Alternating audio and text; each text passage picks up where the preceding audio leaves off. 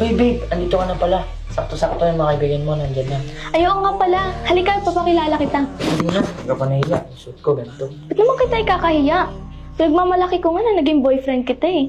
Uy, hindi na. Hindi ka pa nahiya, ganito yung suit ko. Sige na, bigay ko lang yung order nila. Ah, bahala ka. Sa'yo sa gusto mo ipapakilala kita. Ah, sige na. Nasi-CR na ako. Ang tagal naman ng coffee natin. Ganun pa tayo. Ano nga eh. Hindi na pala. Ano pala? Ano yung balita ngayon? Liza? Siguro wala pa rin boyfriend niya. Pero kung magkakaroon na siya ng boyfriend, sana naman yung mayaman, may kaya, di ba? Oo. Tsaka yung kayang bilhin yung mga gusto niya. Tignan mo ako. Nabibili ko lahat ng gusto ko. Eh oo, agree ako dyan. Pero di ba, ang importante, mas importante, ang respeto. Siguro, hindi naman importante na mayaman yung isang tao. Ang importante, mahal ka ng isang tao, di ba? Nagtulong-tulong kami dala ni Aliyah para may kaya kami ngayon. Di ba, love? Tama naman yun. Pero, syempre, ang ganda kaya ni Glyza. Hindi naman pwedeng sinasayang niya yung kagandahan niya sa mga ganyan lang. Dapat, ganito, kaya ni Derek. Dapat ganito yung mga pinipili niya. Ako. Correct. Ikaw, Derek, bakit ba kasi ayaw mo paligawan yun? Ang tagal-tagal mo nang gusto yun ah. Oo nga. Naghihintay pa kasi ako eh, tsaka ayaw ko rin masyadong magmadali muna. Parang gusto ko man maging kaibigan niyo muna, alam mo eh. Well, baka naman torpe ka lang. Kaya nga. Di naman. Uy, di ba yun yung mga klase ng girlfriend mo? Oo, bakit? Parang nirereto nila yung yung girlfriend mo sa ibang lalaki. Oo nga. Bakit ganun? Naireto sa iba yung girlfriend mo?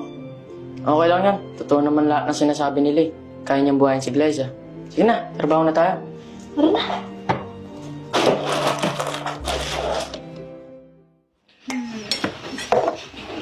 Uy guys, pasensya na, medyo na late. Actually, kanina pa ako nandito. Kaso nag-washroom lang ako. Sige. Upo ka na dito. Para naman makakatapat kita. Ate, Oh, na daw. ay, sige siya. Tignan mo muro ka. Bakit? Hindi mo na yung tao. Dito ka na. Pagbigyan mo na nga yung kaibigan mo, matahimik na.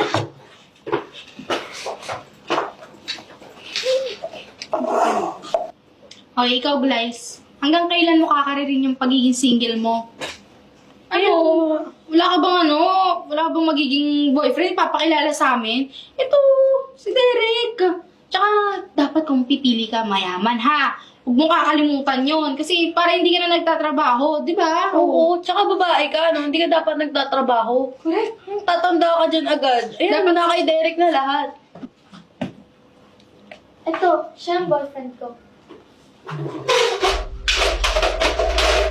Boyfriend mo? Talaga ba, Glyza? Ito yung boyfriend mo? Ito yung waiter dito, ah. Tsaka, wala nga yun sa kalingkingan ni Derek, eh. Di ka man lang marunong pumili. Tignan mo ang dugyot-dugyot tignan. Tsaka, ano mapapala mo dyan? Baka dumagdag pa yan sa palamunin mo. Nagtatrabaho ka pa, di ba? Tapos siya din nagtatrabaho. Kakasabi ko lang maghanap ka ng mayayaman para hindi ikaw yung nagtatrabaho. Naku, makakawawa ka lang yan. Baka mamaya maging labandera ka lang yan, eh. Ang ganda-ganda mo, Glyza. Tapos, ganyan lang pipiliin mo? Pumili ka naman ng ka-level mo. Tsaka, mayaman. May class, dapat. Hindi yung nagsaserve lang dito sa cafe. Grabe naman kayo sa boyfriend ko. Alam niyo lahat ng mga sinasabi niyo, kabaliktaran sa paningin ko. Tsaka, proud na proud nga ako dito sa boyfriend ko eh. Lahat ng pinagdi-date niya, pinaghihirapan niya. Eh kayo ba? Okay ba mga partner niyo? Katulad niya? Ikaw, Lexa. Si Zap, mayaman, nabibigay lahat ng luho sa'yo. Pero naglolo ko naman. At ikaw, Jelicia. Napakayaman nga, may business. May restaurant yung boyfriend mo. Pero wala naman time sa'yo. Alam niyo kayong dalawa, bago niyo pagsabihan yung boyfriend ko ng kung ano-ano at i-judge siya ng ganyan, hindi niyo muna tignan yung mga boyfriend niyo. Alam niyo guys, kahit hindi niya nabibigay yung mga gusto ko, nabibigay niya naman yung pagmamahal na gusto ko.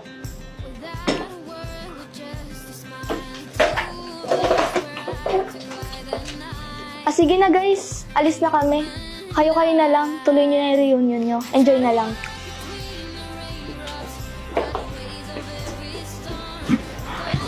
Uy, salamat ah. Kasi kahit ganito lang ako, di mo ako nahiya. Ano ka ba? Okay lang yan. Alam mo naman na hindi ako payag na ginaganon ka, di ba?